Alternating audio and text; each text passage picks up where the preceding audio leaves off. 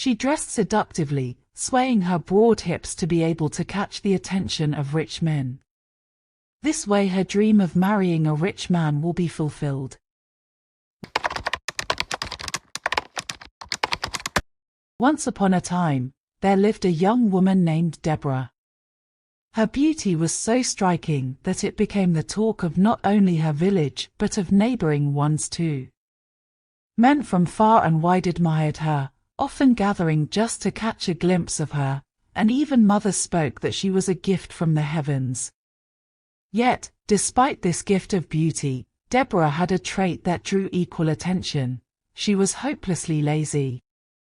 Unlike her diligent and industrious siblings, who labored from dawn till dusk, Deborah was content to lounge idly, seemingly immune to the needs and responsibilities of everyday life.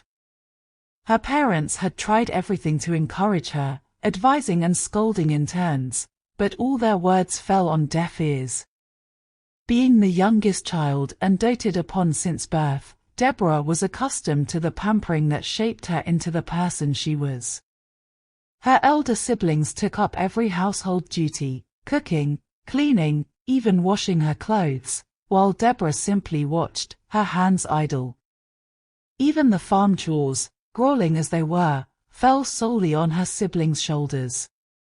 Over the years, she saw herself as a princess and felt entitled to a life of ease and luxury. As she grew older, Deborah's beauty only intensified, drawing suitors by the dozens. Young men from the village and beyond approached her parents, eager to ask for her hand in marriage, yet Deborah rejected each one without hesitation. Often, she dismissed them with a harshness that left her parents embarrassed, saying, "A face like mine deserves wealth and splendor. Why should I marry a poor man?" With each rejection, her arrogance grew, and she started to believe that no man was truly worthy of her. Finally, when her parents could no longer stand her insolence and entitlement, they made a difficult decision. They decided to send her to live with her Aunt Louisa, who lived in the bustling city. Aunt Louisa was a respected businesswoman, known for her successful supermarket. Her husband, Thomas, worked as a banker, often away for long hours. When Deborah arrived, her aunt welcomed her warmly, giving her a cozy room and treating her as her own child. Louisa hoped the new environment would instill responsibility in Deborah. At first, life in the city delighted Deborah.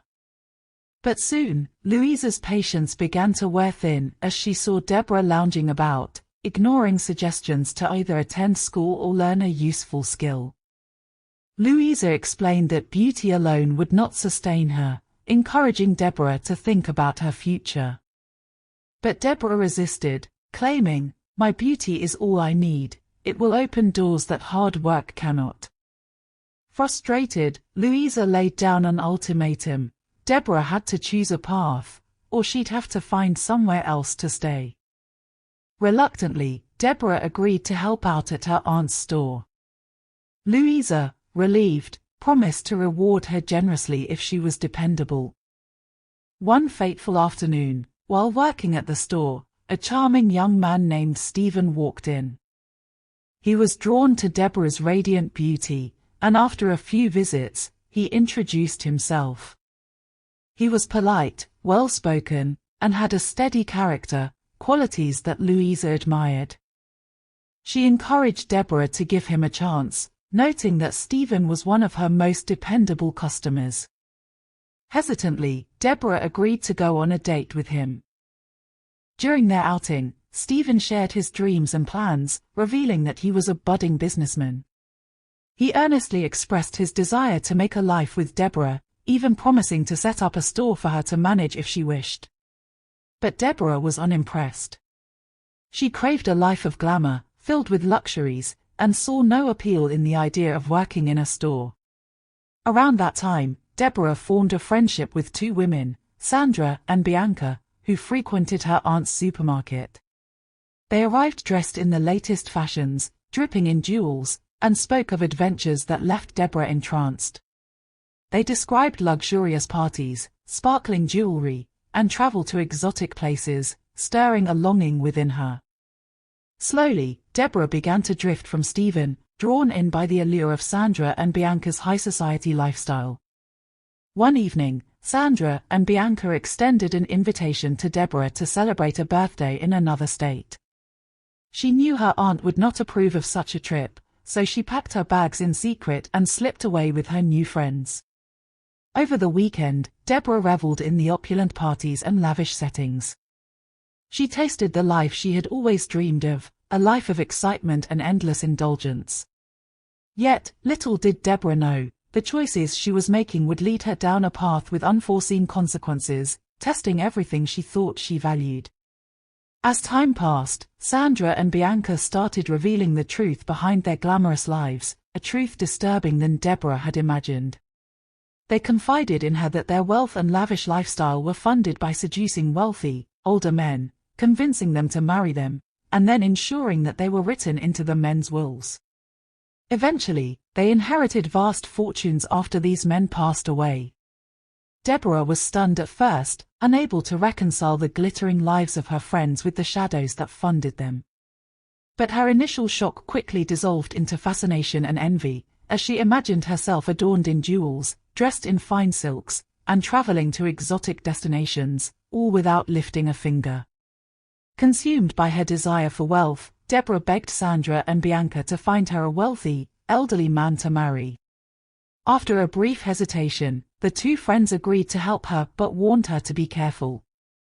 They arranged for Deborah to meet Chief Isaac, a man known for his immense wealth and love for beautiful young women. Chief Isaac was aging and in poor health, but his fortune was as vast as his reputation. Sandra and Bianca coached Deborah thoroughly, teaching her the art of seduction, how to dance provocatively, and the secrets of capturing a wealthy man's attention.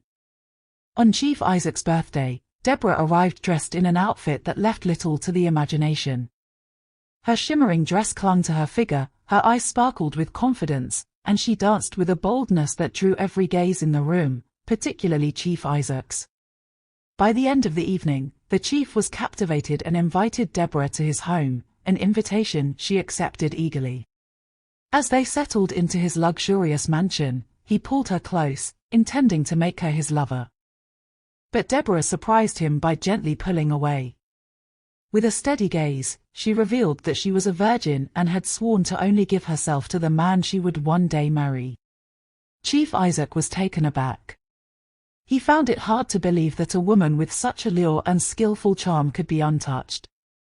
Skepticism filled his gaze, but Deborah's sincerity melted his doubts, and soon, he promised her a marriage if her claim proved true. True to her word, Deborah's purity was confirmed, and they were legally wed shortly afterward. With the wedding came all the luxuries she had dreamed of and more. Deborah now moved in a world of opulence, able to buy anything her heart desired. She traveled to distant lands, dined in the finest establishments, and wore jewels she had only seen in her wildest dreams. Chief Isaac spared no expense in keeping her happy, providing her with every comfort money could buy. Yet, Chief Isaac imposed one condition on his young bride. He made her swear a solemn oath, one that would bind her for life. She was never to sleep with any other man as long as she lived. Deborah, her mind clouded by the treasures she could now claim as her own, agreed without hesitation, hardly pausing to consider the consequences. She swore to be faithful, not out of love or respect, but out of a blind devotion to the life of wealth and luxury she now possessed. She saw no need to think of what lay beyond the riches she had finally attained. As years slipped by, Deborah's life of luxury grew increasingly stifling. The freedom she had once imagined melted into strict restrictions imposed by Chief Isaac, who was possessive and jealous. He forbade her from going to clubs, attending late-night gatherings, or even visiting friends without his approval.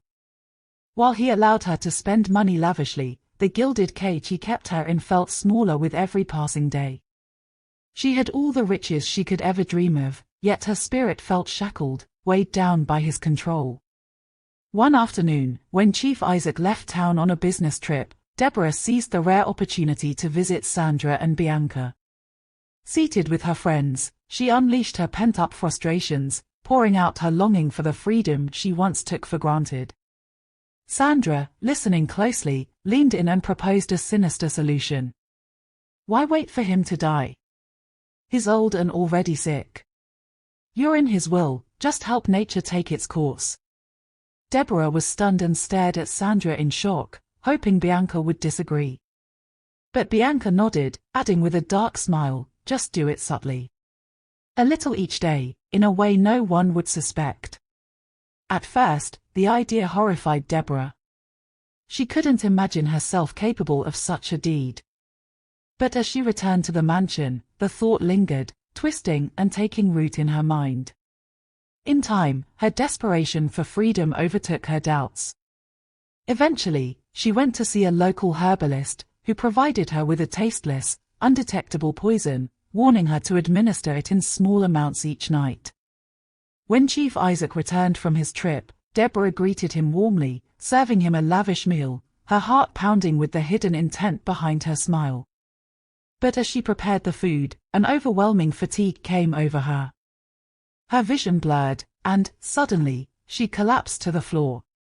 Hours later, she awoke in a hospital bed, surrounded by doctors with grim faces. They informed her of a terrible truth: she had an incurable disease, one that had advanced rapidly, leaving her with only a few months to live. In shock and despair, Deborah returned home and confronted Chief Isaac, anger boiling over. "Why did you do this to me?" she cried, accusing him of somehow infecting her. Chief Isaac met her accusation with a cold, unflinching calm. "I've lived with this illness for years," he admitted quietly. "My first wife discovered the truth and left me before she could be infected. But you," he paused, his eyes filled with a hardened resolve. "I knew you wanted me only for my money, so I never told you. And that's why I made you swear never to be with another man. You would have spread this disease to others." As the weight of his words sank in, Deborah's world crumbled. The wealth she had sold her soul for now meant nothing, overshadowed by the hollow life she had chosen and the bitter betrayal she now felt. In the final weeks of her life, Deborah lay bedridden in a lonely corner of the grand mansion, tormented by regret.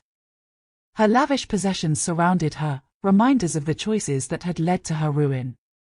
With the little strength she had left, she sent for her family. When they arrived, Deborah tearfully apologized, confessing her regrets and lamenting the warnings she had ignored. She spoke of her aunt's guidance, her parents' love, and the simple life she had taken for granted. Her final words were filled with sorrow for a life wasted in the pursuit of vanity and greed.